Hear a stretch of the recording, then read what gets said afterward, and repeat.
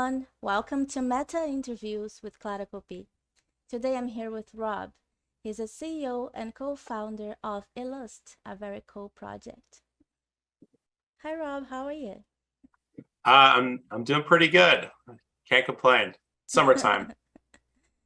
It's hot and yeah, we're all excited to do things. Exactly. And yeah, let's talk a bit about you and how you came to be on this place. Like, what's your background? Where did you come from? And what Sure. do you think is important for people to know about you and how you came to this place now? Sure. Uh yeah, I guess how early do you want me to start? It's been an interesting ride. But I don't know. I could start with kind of like the first getting into the business or more getting into immersive technologies, but I don't know for your audience what they might prefer. Yeah, what do you think is best? Because you can talk Okay, about your background in everything you did, or you till now. Like, what's cool. your what was the road you took till you got Sure. here to Web3 and metaverse building? Totally. Okay, cool. Yeah, I'll give you the Spark Notes version of it. So I had a really incredible study abroad program where I went out to Ghana, Africa, and West Africa, and saw that entrepreneurship was really the way of being able to level up in socioeconomic status, to be able to create value for society, create jobs, Yeah. and that really inspired me to kind of take. I went from finance into entrepreneurship because of that experience, and have really been on the entrepreneurial track ever since. And so what kind of got me to the to this area of immersive technologies, the metaverse. Hmm. It was just kind of one open door after another, from really doing a lot of production, working in VR, doing music videos, doing storytelling, with influencers on behalf of brands and record labels. As augmented reality started to actually have a social component, thanks Hmm. to Snapchat and Instagram, via Spark AR and Lens Yeah. Studio, I ended up getting brought into the Spark AR team at Facebook to help them launch Spark amongst the creator community, Cool. amongst the motion designers, 3D artists, some of the most creative and technical people that are in the game. And that was in 2019 at South by that we Hmm. did the first activation, and that really sent me head first into really trying to crack the cookie of what does AR look like? What does the world outside look like when we have Hmm. anybody and everybody being able to publish experiences that are Yeah. digital, that are talking about stories, talking about IP, and how can we do that in the most equitable and the most open and centralized way possible, which kind of brings us to today.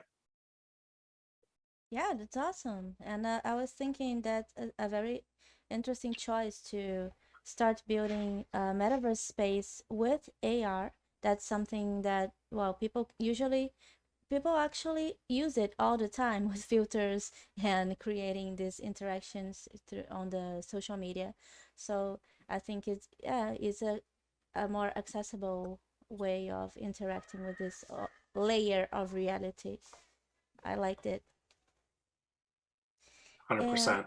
yeah, and I'm very excited to watch it after to explore it a little bit more, because yeah, it's very different from what we are used to seeing at Metaverse style. And Yeah, it's a lot more participatory when the I guess when you have a computer in your pocket, aka mm-hmm, your smartphone device, that's able to run these complex computations, it really creates an opportunity for anyone to participate in the metaverse, yeah, and it allows us to kind of tap into, we don't necessarily have to be a Unity developer, we don't have to be, an Unreal Engine wizard to be able yeah, to construct a really simple but yet tactful digital graphic that's on the beach or on the boardwalk, or on a mountain or wherever it might be. So it really creates a much more broad access point for people to jump into Web3, yes. into the metaverse, who might not have been able to be exposed to it before. Yeah, because usually the metaverse experience, they're awesome, but you kind of need some computer power that most people don't have, because some metaverses are very heavy and they rely on very powerful computers to be a smooth ride. And then yeah, when you can do that but on your cell phone, well, you level the field way more. Like anyone can go there and create something and see those artists in the real world interacting, and that's real cool. Exactly. Exactly.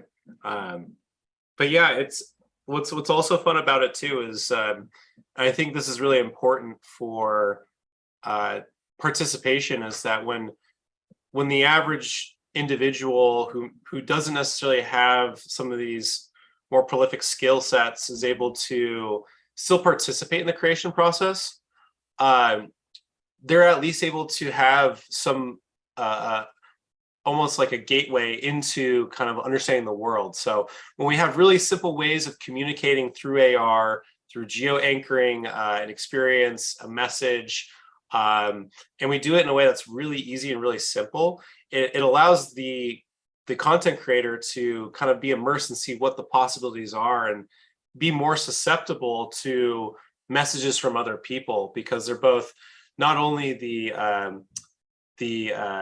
they're not only the observer, but they're also the participant. That's awesome. So yeah, it kind of creates a two-way street. Oh, that's amazing. I'm sure. Oh, am I froze? Okay, that's amazing. I yeah, things about this virtual world has this stuff. And that's very cool to create more possibilities for the creators to access this Web3 world and dealing with your art in a more decentralized way, in a more free way, and less gate kept. That's awesome.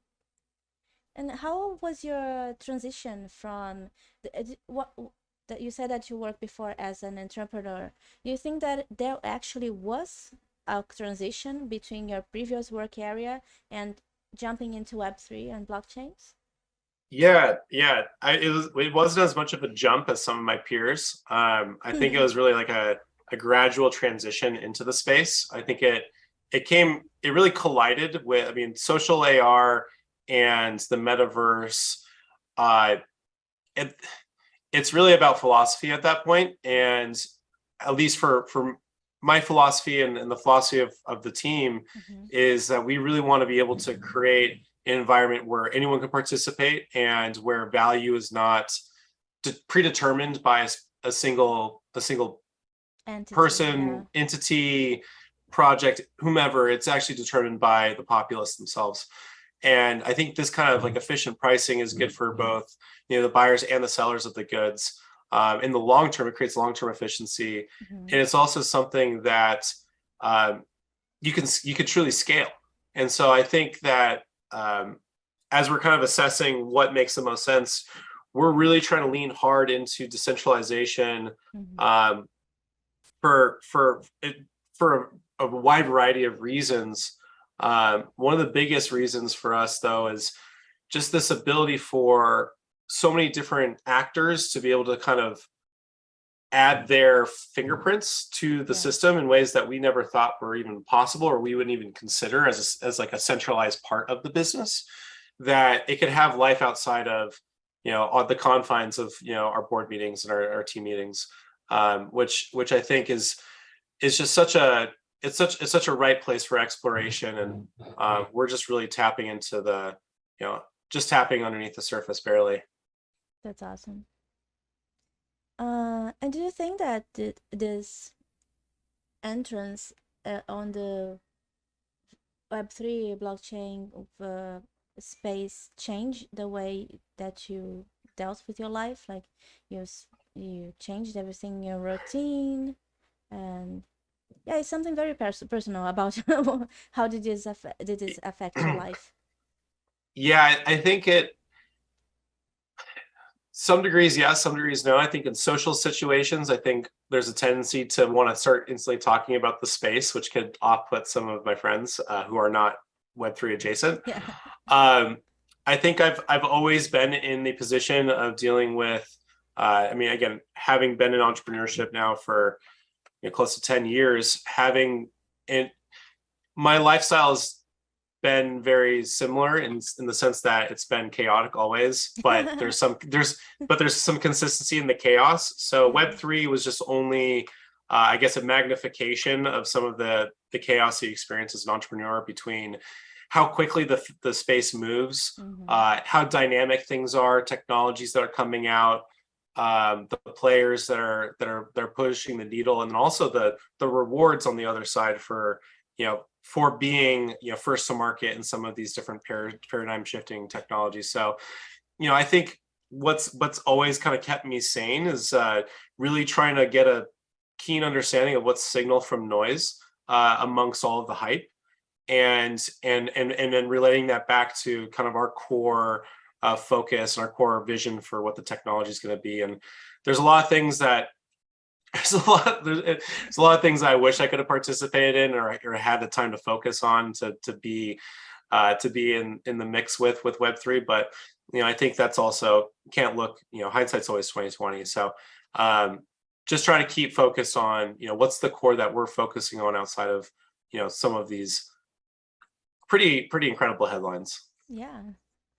Yeah, there's always this is one of the, the hardest things, like not going, not looking everywhere that's shiny. Oh, look, the shiny new thing. Ah, it's so hard sometimes to filter because you have a lot of stimulus and a lot of possibilities to get involved in awesome new projects. And oh my God, how do I maintain focus with that? It is really hard. But we can do it. Totally. With time, we'll Exactly. learn. Exactly. Yeah, a way that we've been able to somewhat capture that essence was we started doing, like, internally as a team, Mhm. crypto chat. And so the crypto chat is literally, we just sit down for an hour and everyone shares projects, things that they found was really exciting, just like what's like who are the movers and shakers, like, Oh, cool. also just so we can educate ourselves and apprise ourselves of some of these things that are happening in real time. As a builder in the space, it's just really good to be on top of that too. So it's taken a little bit of the FOMO away, because now I feel like it's at least Yeah, almost baked into the managed process of our weekly meetings. that's cool. It's a very good idea. Nice. Like it. Thanks. And do you have plans to have a DAO, or are you involved in any DAO at the moment? What do you think of that? Yeah. I mean, I think DAOs are a phenomenal testing beaker for everything from social sciences to the sciences themselves. I love this kind of renaissance of uh, enlightenment thinking that's applied Mm-hmm. to technology. I think it's an area that is just completely ripe for innovation. I think for us internally, there's a couple of risks that there's certain areas that we could go down direction. I think there's some core value propositions that we want to make sure are clearly identified and delivered to our customers before we start to uh, go fully decentralized. Yeah. There are areas that we definitely want to have kind of like a mixed model where we could have some decentralization, especially when it comes to the community and community governance. Like, there's definitely uh, a lot of valid points to be made about creating a DAO, and when it comes to content moderation and certain moderation of AR channels. Yeah. And it's something that we're definitely going to be exploring. But yeah, I mean, I'm a part of a couple DAOs, a loose contributor. Again, just time is really difficult, and I wish I Yeah. could be more active. But I do find this.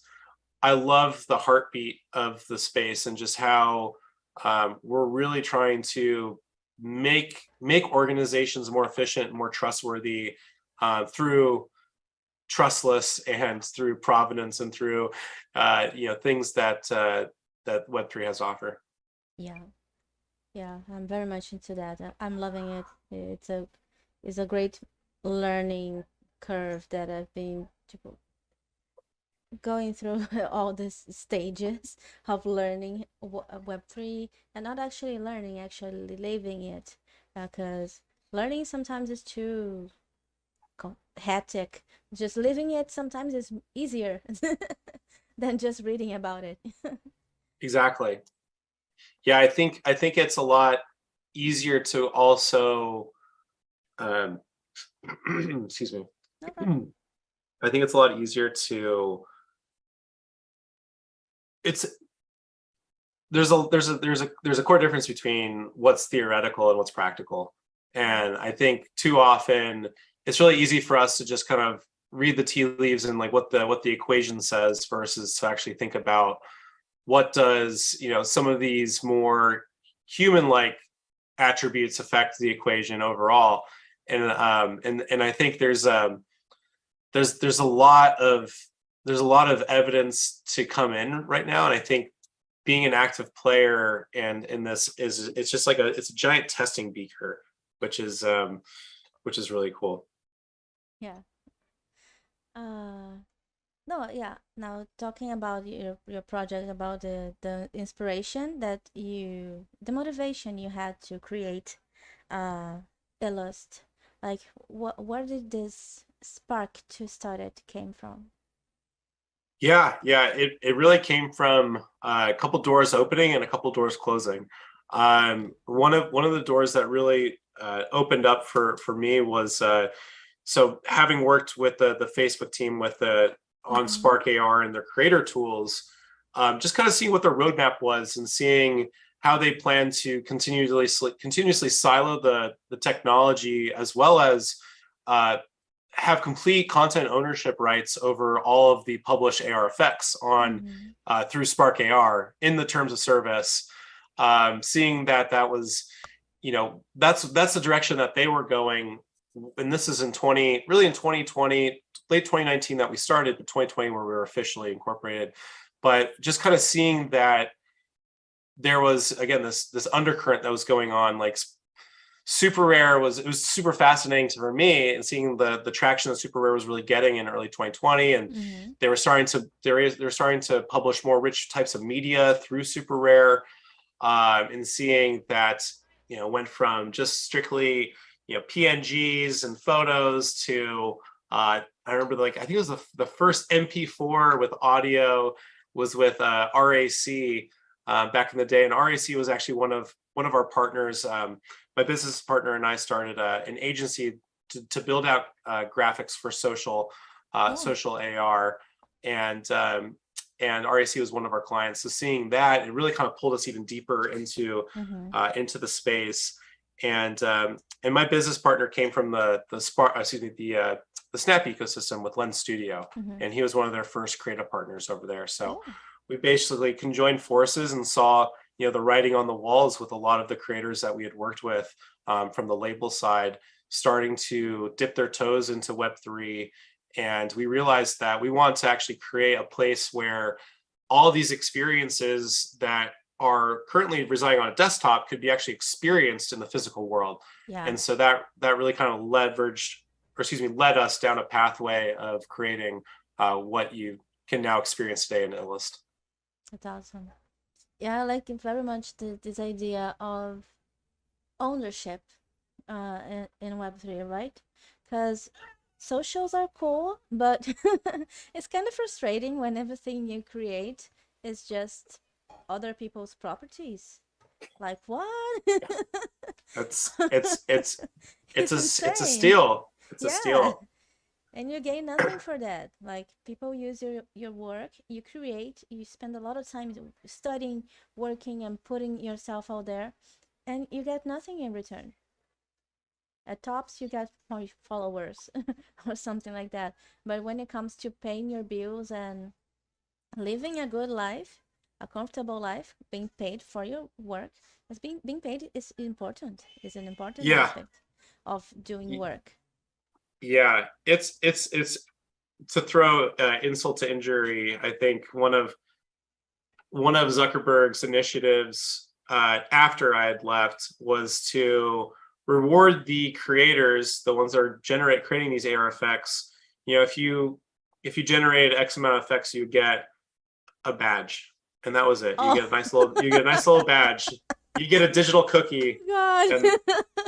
and that digital cookie would basically represent all of your blood, sweat, and Oh. tears toiling over Spark Air. So a little disconnected from the reality of things. And I think, messaging and awareness is always something that it's just kind of is, I maybe it's indicative of just the business model in itself, because information siloing and these particular activities help foster the bottom line for centralized systems. So I think it just only shows the disparity between what's trying to be built in Web3 versus what's being built in Web2. But I think they're now trying to have a mixed model, and we'll see how that plays out. And have to take it seriously, because they are the 800-pound gorilla in the room. So Yeah, because I think we're pretty much done with this starving artists thing. Like, come on, guys. right. Why did you choose to build on Near protocol? Sure. Yeah. So we've had a lot of conversations with everyone in the ecosystem, from those with the resources, those who are building, those who are influencing, and we really saw that Near had some of the smartest people in the room. People who are we really look up to the people who are in the ecosystem as well. So it just felt like a natural fit for what we're trying to accomplish with our whole project. It felt like a very natural, both in philosophical and also in like a structural component of a fit. Yeah, people talk a lot about how efficient the Near technology is, and a bunch of people came with projects because of that. It's like only not only the technology, but the community also is very active, and Near has been supporting a lot creative projects. That's really cool. Exactly. And what are your thoughts on the metaverse? Like, how do you think that having a virtual space on the metaverse, or in your case, building this layer on top of reality, will help projects reach their objectives, or yourself? Yeah, definitely. Um, it's really interesting. So in the AR side of the coin, I'd say that the metaverse is literally out. It's literally outside, Yeah. and so it's a really easy access point for IP, for brands, for creators, for really anyone who's hosting an event, hosting a game, hosting an IRL activation, to be able to communicate in a more enriching and a deeper way with their audiences. Yeah. To be able to actually have a whole new suite of tools for being able to engage people outside of siloed applications, I think is really cool. So the way that we kind of look at Illust is we're more or less giving people the ability to discover and create their own reality.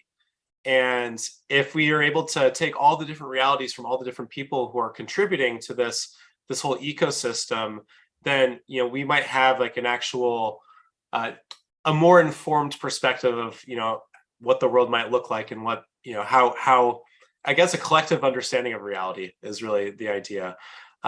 So I think that's something that we really want to strive for as a company, is to kind of build a more informed perspective of reality, and to again give the tools to those who want to start building and doing that. So yeah, the metaverse is very much alive, and is very much is something that anyone can participate in. So Yeah, I think it's like I said before, it's very cool that you're bringing another view, usually from what people think of the metaverse. I actually never saw anyone referring to an AR project as a metaverse, and this is very interesting. I like the different view of the different way of viewing it. It's awesome. yeah, it's everyone is basically entitled to their worldview. So if you think of